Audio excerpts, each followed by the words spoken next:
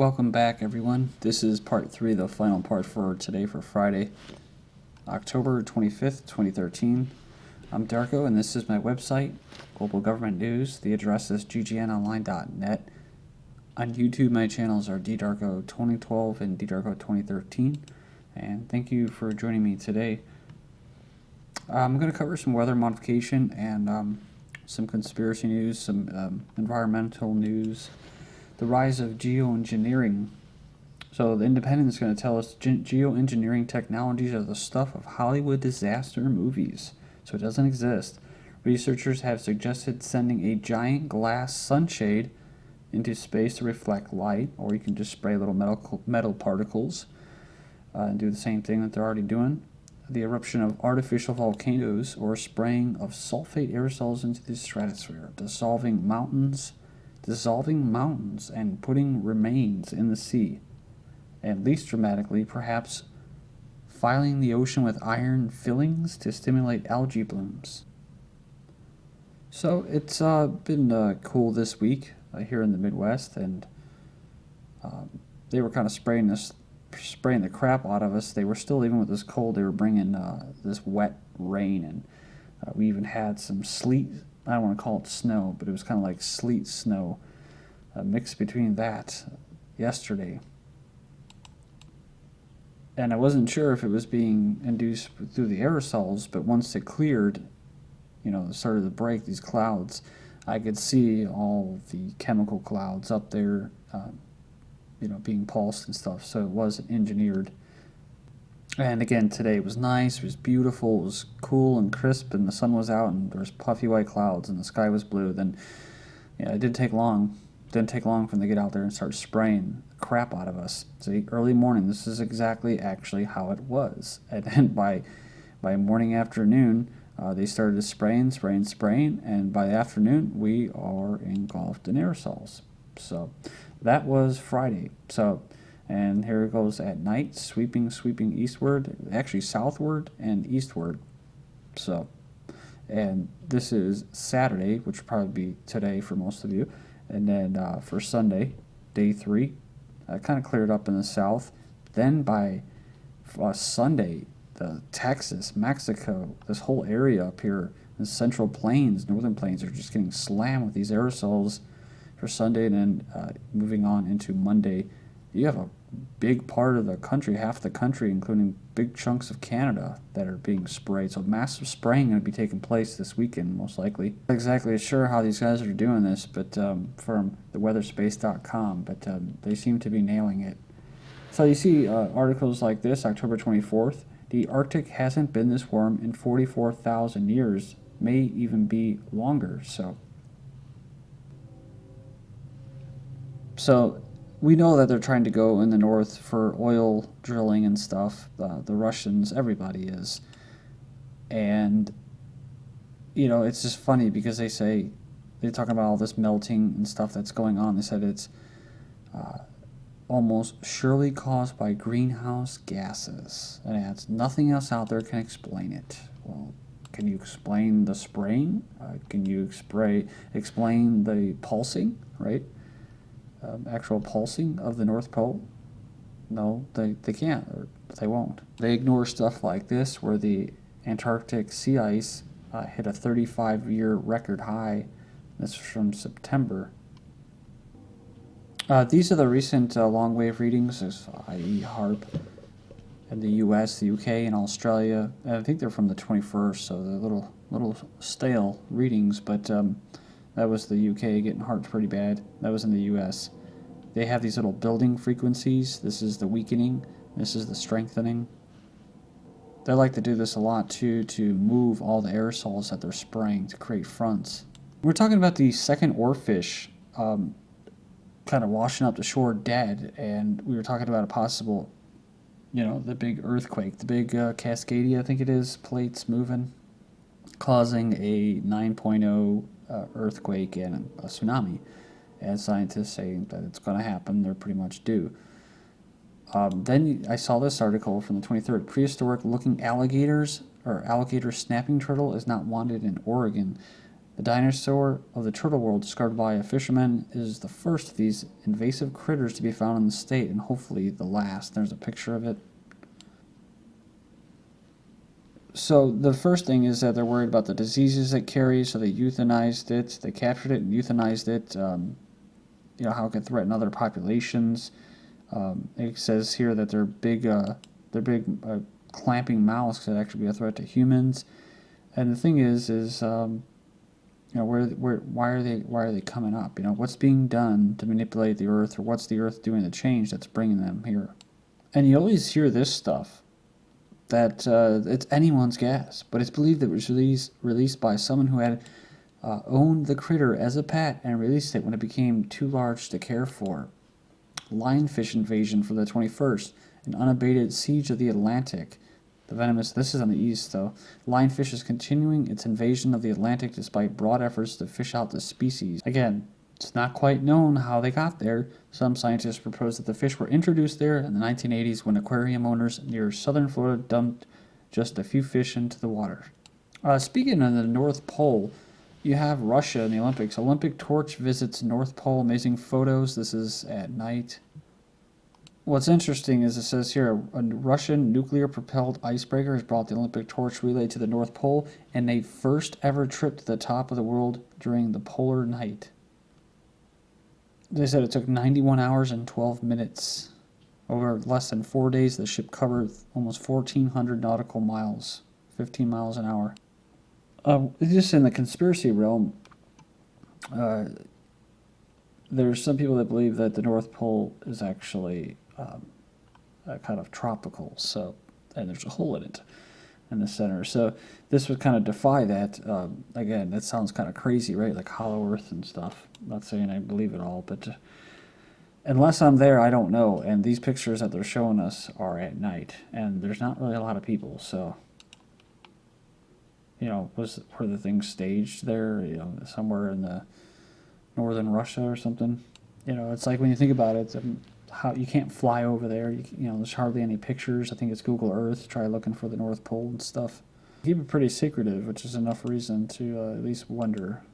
Small tsunami hits Japan on Saturday. Powerful and shallow undersea quake hit. There was no immediate signs of serious damage or injury.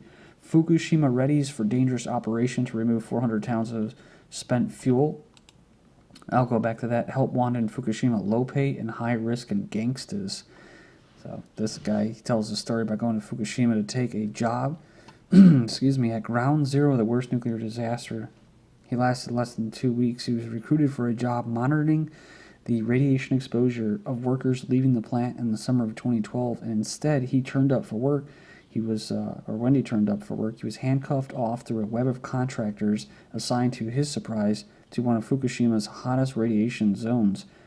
He was told that he would have to wear an oxygen tank and a double-layer protective suit, even though his handlers told him the radiation would be so high that it would burn through his annual exposure limit in just an hour.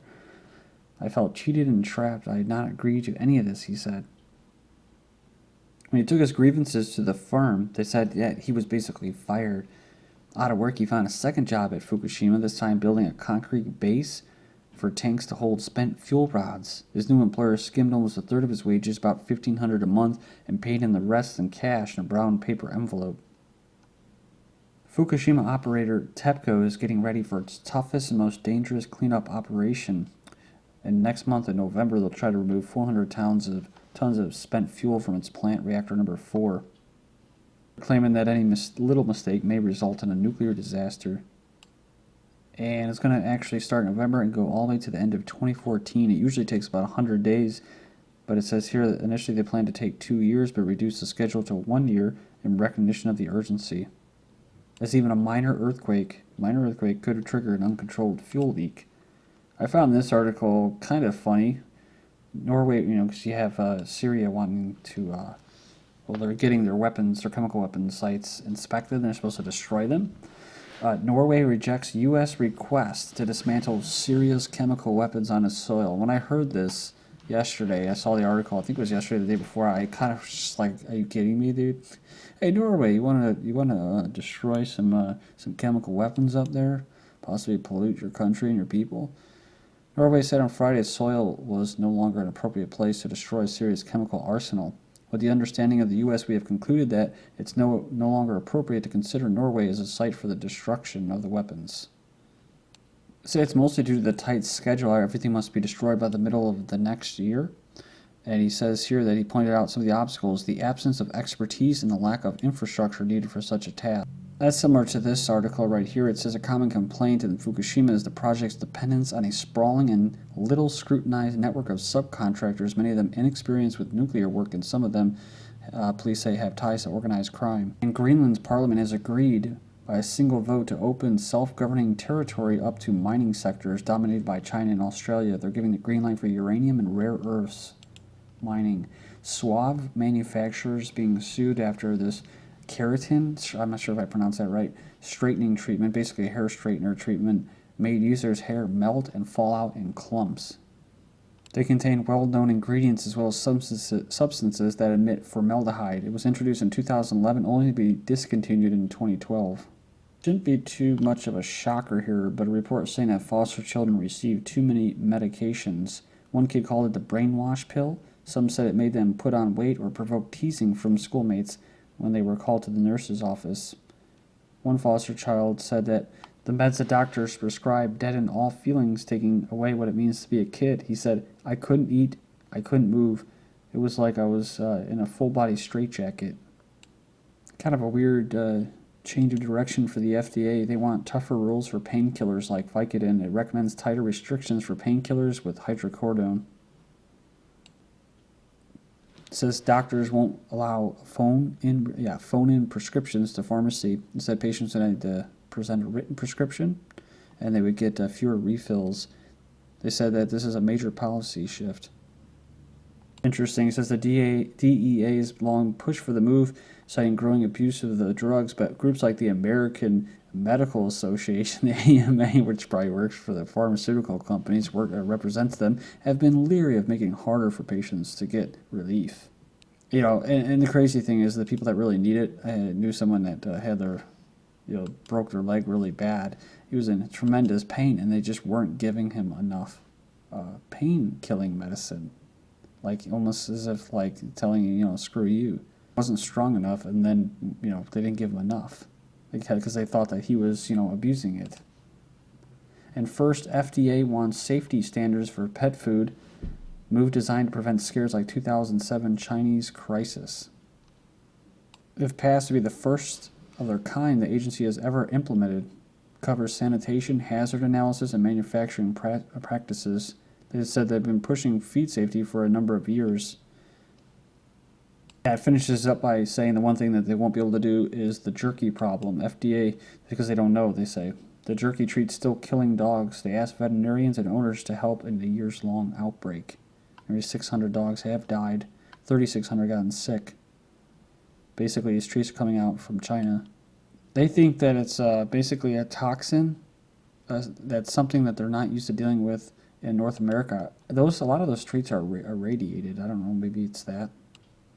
You guys probably heard this. The world's largest dog ever, Giant George, who stood over 7 feet tall on his hind legs, has passed away at his home. I guess he was 245 pounds. He consumed 180 pounds of food a month and slept in his own queen-size mattress. Yeah, that's a big Great Dane, man. That thing would be intimidating if you didn't know him. And it was a month before his 8th birthday. And then you have this runaway dog that ran Indiana half marathon, dies from a heart attack. Boogie, who was 10 years old and owned by just dude Jerry, managed to escape from his home 2 weeks ago to participate in the Indiana half marathon, covering 13 miles. And there's a picture of him with his little medal. He apparently suffered a heart attack last week. The fat is bad for you myth. For the last 4 decades, dietary fat and cholesterol has been villains in heart disease. So, it says here scientists are saying that it's not science, that it's marketing. This is cholesterol theory. In almost every European country, bikes are outselling new cars. It's a continent-wide phenomenon. More bikes were sold than cars for the first time since World War II.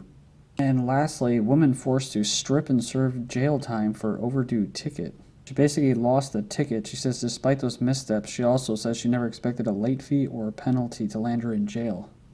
An attorney said some governments get overly aggressive because they want that ticket revenue. You think?